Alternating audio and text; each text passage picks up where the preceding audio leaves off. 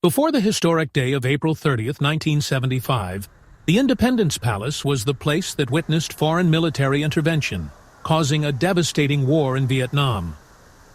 After the South liberation and national reunification, the Independence Palace became a special historical relic and a symbol of Saigon, Ho Chi Minh City. This building is also a symbol affirming sovereignty and the harmony and unity of the country. Not only existing as a historical witness, this is also the place preserving the golden mark of the historic victory on April 30th, 1975. At 8 a.m. on April 30th, 1975, the entire cabinet of the Saigon government went to the Independence Palace to introduce the new government.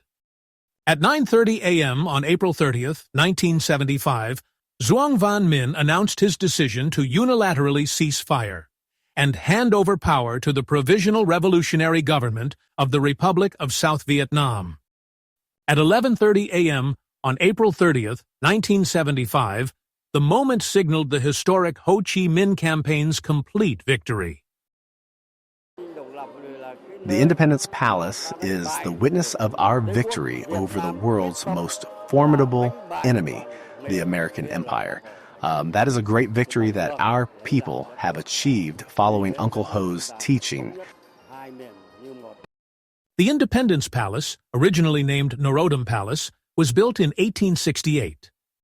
In 1962, the palace was rebuilt according to the design of architect Ngo Viet Thu, the first Vietnamese to win the first Grand Prize of Rome, the highest recognition of Beaux-Arts schools for an architect in France.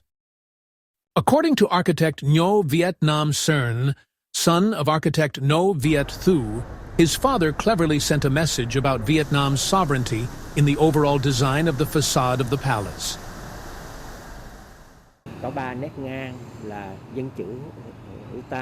The design of the palace's facade has philosophical meaning, which represents Vietnam's sovereignty, the spirit of loyalty to the country, the authority of the national leader, and the desire for the country to prosper forever. I think that when designing this project, the architect put into it his wishes and aspirations.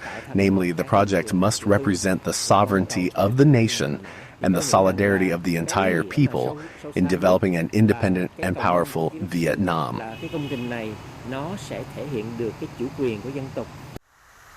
The Independence Palace has 3 floors, 2 mezzanines, and a basement, with a floor area of 4,500 square meters.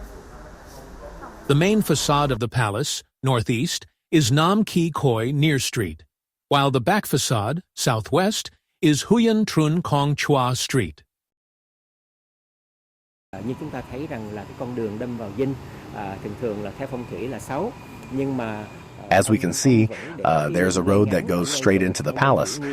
According to Feng Shui, this is a bad point, but my father still kept it because he believed that leaders in the top positions of the country must take responsibility, be upright, and cannot duck out of anything. Right at that time, architect Ngo Viet Thu had created a building with a modern architectural style, but also based on very clear Eastern philosophical thinking. We can see that instead of making a curved roof like the classical architecture of Vietnam, architect Ngo Viet Thu slightly carved the concrete roof on top of the palace, creating a curved shape. That image evokes the ancient architecture of Vietnam, but with a completely modern look. The Independence Palace, now the Reunification Hall, is the place to receive national guests and where to organize important national events, major cultural, artistic, and socio-economic events of the country and of Ho Chi Minh City. On the occasion of April 30th every year, the Independence Palace, a special national heritage and a symbol of Ho Chi Minh City,